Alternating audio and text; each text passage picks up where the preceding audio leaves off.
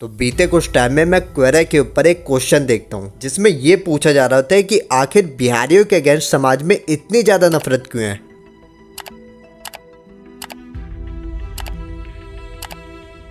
और आखिर क्यों बिहारियों को पूरे भारत में नीची नज़रों से देखा जाता है। और अभी कुछ महीनों पहले बिहारी माइग्रेंट वर्कर्स को तमिलनाडु के अंदर मारा जाता है और यहाँ तक कि महाराष्ट्र, पंजाब और हरियाणा जैसे स्टेट से भी इस टाइप के केस आते रहते हैं। और दिल्ली जैसी जगहों पे तो बिहारी शब्द को एक गाली की तरह यूज़ किया जाता है। और यहाँ तक कि विकिपीडिया के ऊपर आपको एंटी बिहारी सेंटिमेंट के ऊपर एक पूरा पेज देखने के लिए मिलेगा। तो ये क्वेश्चन घूम करके वहीं आ जाता है कि आखिर अपने ही देश के लोगों के साथ समाज में इतनी ज्यादा नफरत क्यों है। तो अगर बिहार के लोगों को देखा जाए तो वो अपने राज्य और अपने इतिहास को लेकर के काफी ज्यादा प्राउड फील करते हैं। और जब भी कहीं पर ये चर्चा की जाती है कि आखिर बिहार के लोग इतने ज्यादा क्यों पीछे हैं, अब बिहार के लोग अपने स्टेट की वाहवाही के लिए ये तर्क देते हैं कि देश के सबसे ज्यादा IAS और IPS ऑफिसर बिहार से ही तो निकलते हैं। आखिर बोध गया में तो आकर के गौतम बुद्ध को ज्ञान मिला था। अशोक और चंद्रगुप्त मौर्य जो कि हिंदुस्तान का सबसे बड़ा एम्पायर खड़ा करते हैं, उस साम्राज्य की राजधानी पाटलिपुत्र यानी कि आज के पटना को ही तो रखा गया था। पूरे विश्व की सबसे पुरानी यूनिवर्सिटी नालंदा यूनिवर्सिटी भी तो यहीं पे स्थित है। और सिखों के 10वें गुरु गोविंद सिंह भी तो पटना में जन्म लेते हैं। और ऐसी ही काफी सारी चीजें हैं जिनके ऊपर एक बिहार का इंसान काफी ज्यादा प्राउड फील करता है। और यहाँ पर प्रॉब्लम ही यही है कि ये सारी की सारी बातें हिस्ट्री की हैं और आज का बिहार इन सब से काफी ज्यादा अलग है। और अगर देखा जाए तो आज के टाइम पर पूरे भारत में बिहार का लिटरेसी रेट सबसे ज्यादा कम है और वहीं फर्टिलिटी रेट पूरे भारत में बिहार का सबसे ज्यादा है, जिसकी वजह से बिहार की जनसंख्या आसमान छूती चली जा रही है। और अगर आपने बिहार और यूपी जाने वाले ट्रेनों को देखा होगा तो इस प्रॉब्लम को भी आप बड़े आसानी से समझ सकते हैं। और अगर देखा जाए सबसे ज्यादा गरीबी किस राज्य में है तो वो भी बिहार ही है। और जहां लोगों का ये कहना है कि सबसे ज्यादा IAS और IPS ऑफिसर बिहार से निकलते हैं, तो ये बात बिहार के लिए सबसे ज्यादा गर्व करने वाली बात है। लेकिन अगर देखा जाए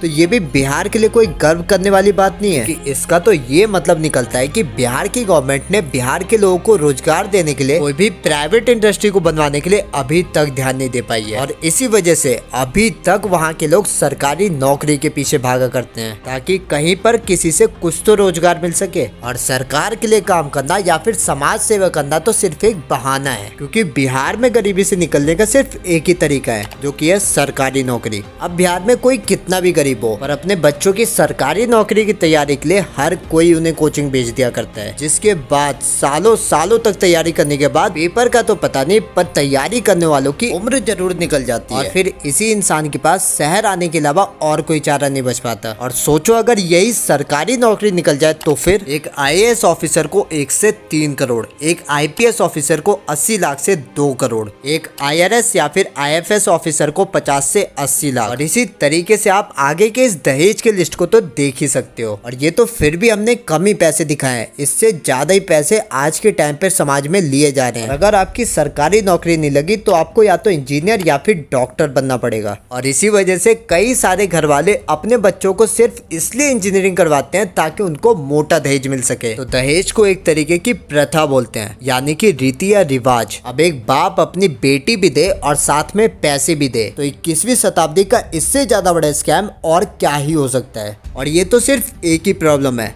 ऐसे कई सारे सोशल प्रॉब्लम है जो कि बिहार आज के टाइम तक भी झेलता चला आ रहा है। और गवर्नमेंट की तरफ से भी कोई खास अच्छी पॉलिसीज नहीं बनाई जा रही, जिसकी वजह से अभी तक वहाँ पर कोई सोशल चेंज नहीं आ पाया। और इसी वजह से बिहार में एक गरीब इंसान गरीब ही रह जाता है। और इसी वजह से बिहार के इंसान को कमाने खाने के लिए शहर की तरफ बढ़ना पड़ जाता है। और बिहार में एक और सबसे बड़ी दिक्कत है जो कि बिहार के लोग धर्म और जाति को देख करके वोट डाला करते हैं। आज के टाइम पर भी बिहार में रोटी, कपड़ा, मकान और जातिवाद के ऊपर बात की जाती है इलेक्शन के टाइम पर, बल्कि यही चर्चा डेवलपमेंट के ऊपर होनी चाहिए। और अगर देखा जाए लालू यादव ने डायरेक्टली इनडायरेक्टली 15 से 20 सालों तक बिहार के ऊपर राज किया है और इन्हीं के राज को जंगल राज कहा जाता है, जिसमें कोई भी डेवलपमेंट नहीं हुआ और कानून की धज्जियां उड़ा दी जाती है और क्राइम रेट तो जैसे आसमान छूता चला जा रहा हो। बिहार का एक इंसान 6 से 7 बजे के बाद घर से बाहर भी नहीं निकल सकता था। इतना बुरा हाल होने के बाद भी आज तक इनके पार्टी को करोड़ों में वोट मिला करते हैं। अब जो भी मिनिस्टर जिस भी कास्ट से जीत करके आता हो, वो अपनी जाति के मिनिस्टर्स को अपने साथ रखता है। फिर यही साइकिल हर किसी जाति के साथ चला करती है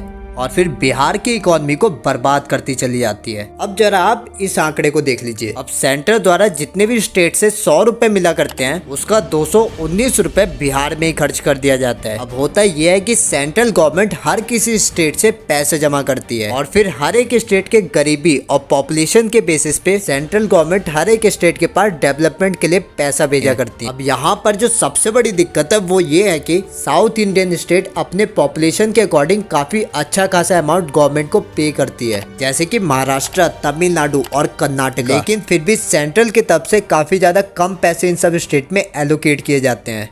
और अगर आप इस ग्राफ को देखेंगे तो आपको पता चलेगा कि तमिलनाडु के द्वारा सेंट्रल को 100 रुपए देने पर उसको रिटर्न में 29 रुपए वापस मिलते हैं और वहीं महाराष्ट्र को सिर्फ 13 रुपए। और फिर इसी वजह से साउथ इंडियन जैसे स्टेट ये कहते हैं कि हमारे स्टेट का पैसा बिहार और यूपी जैसे स्टेट में क्यों खर्च किया जा रहा है। और इतने सारे पैसे खर्च करने के बावजूद इन सब स्टेट्स की सिचुएशन वैसी की वैसी ही है। अब यही डेटा स्टेट इलेक्शन में जीतने के लिए काफी ज्यादा जरूरी हो जाता है, ताकि लोगों के मन में ये जहर घोला जा सके कि तुम्हारे स्टेट का पैसा कहां पर कौन से स्टेट में एलोकेट किया जा रहा है। और फिर इन सब पॉलिटिशियंस का ये एजेंडा होता है कि ये सभी लोग अपने स्टेट में हमारा ही पैसा खा करके वापस हमारे स्टेट में आ रहे हैं और फिर हमारी जॉब खा रहे हैं, पॉपुलेशन बढ़ा रहे हैं, पॉल्यूशन बढ़ा रहे हैं और क्राइम रेट को बढ़ा रहे हैं। और इतना सारा पैसा देने के बावजूद ये अपने स्टेट को डेवलप नहीं पा रहे हैं। और इसी वजह से गोवा के सीएम ये कहते हैं कि रेलवे लाइन के थ्रू पटना को गोवा से नहीं जोड़ना चाहिए, वरना काफी सारे भिखारी गोवा तक चले आएंगे। और इस नफरत को फैलाने में स्टेट गवर्नमेंट का काफी बड़ा हाथ होता है,